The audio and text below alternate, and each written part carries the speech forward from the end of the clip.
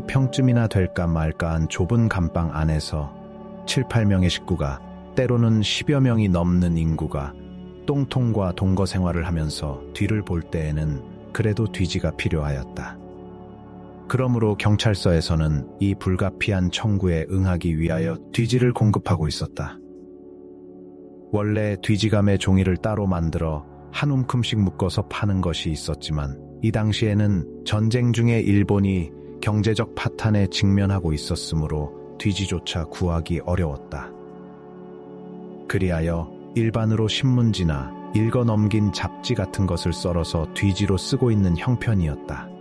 감방 안에서 이러한 뒤지의 공급을 받으면 이것은 도서관에서 책을 대하듯이 귀중한 읽을거리였다.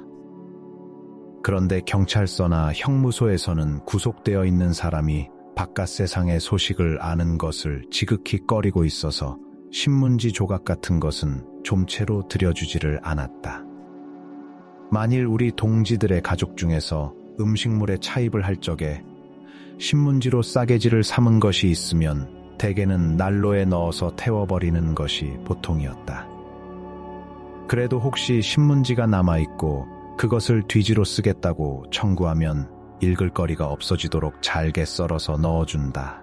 그리하여 대개는 한 장이나 2장밖에는 더 주지 않는다. 그러면 뒤를 보기 전에 이 신문지 쪽을 한 줄 한자도 빼놓지 않고 읽는다. 뒤지를 받고서 왜 뒤를 안 보느냐고 따지는 일도 있기 때문에 똥통 위에 올라앉아서 그것을 읽어버리는 일도 있었다.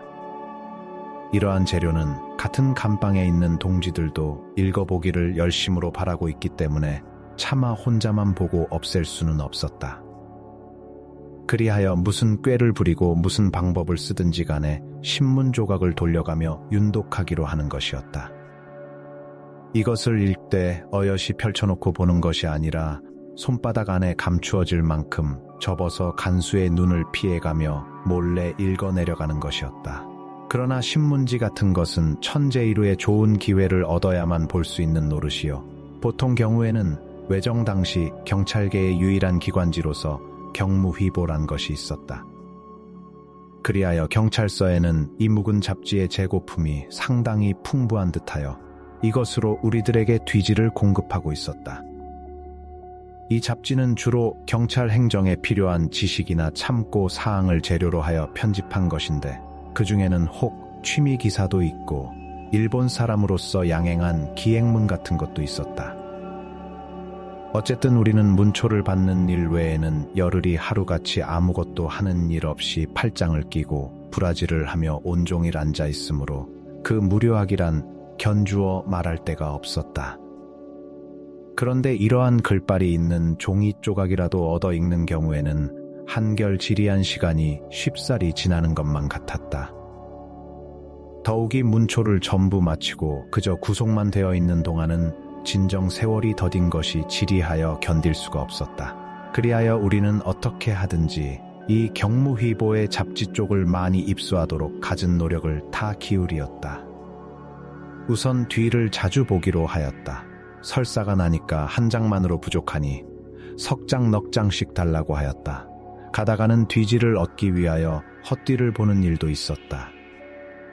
이렇게 하여 다 각각 얻은 뒤지를 서로 돌려가며 보는 것이었다. 그러나 이렇게 들여주는 뒤지만으로는 진정 갈급질이 나서 못 견딜 지경이었다.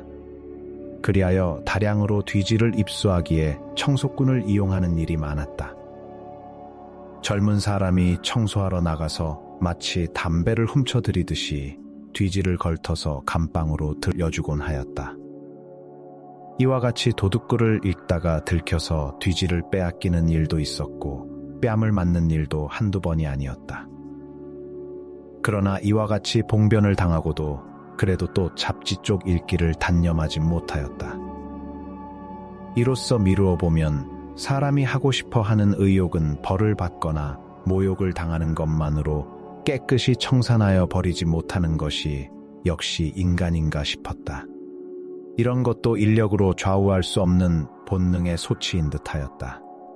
그 진정한 경지는 실제로 당하여 보지 않고서는 이해하기 어려울 것이다.